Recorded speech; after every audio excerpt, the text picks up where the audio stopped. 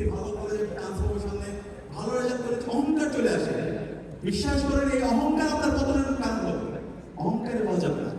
আপনি যত উপরে যাবেন তত আপনি বিনয়ী হবেন। এই বিনয়টা আপনাকে অনেক উঠতে নিয়ে যাবে। আমরা ব্যক্তিগত যত সফল মানুষদেরকে দেখতে পাই, যত এক্সপার্টদেরকে পাই, তারা অনেক বেশি বিনয়ী।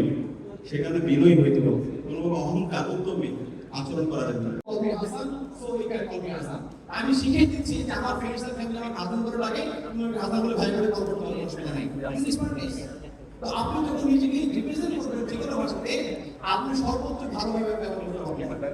এরকম ল্যাঙ্গুয়েজ প্রফিসিয়েন্সি আপনার থাকবে, বাংলা, ইংরেজি, আরবি, ফার্সি, স্প্যানিশ, চাইনিজ, যে কোনো একটি ভাষা, বাংলা ভাষা যদি আপনি করতে পারেন, তাহলে আগামী দিনে বড় বড় জায়গা আপনাদের নিতে হয়ে যাবে। ভালো চাকরি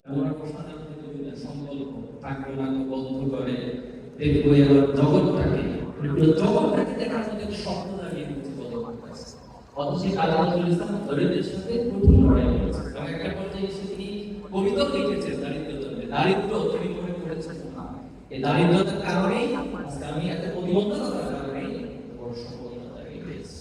আমাদের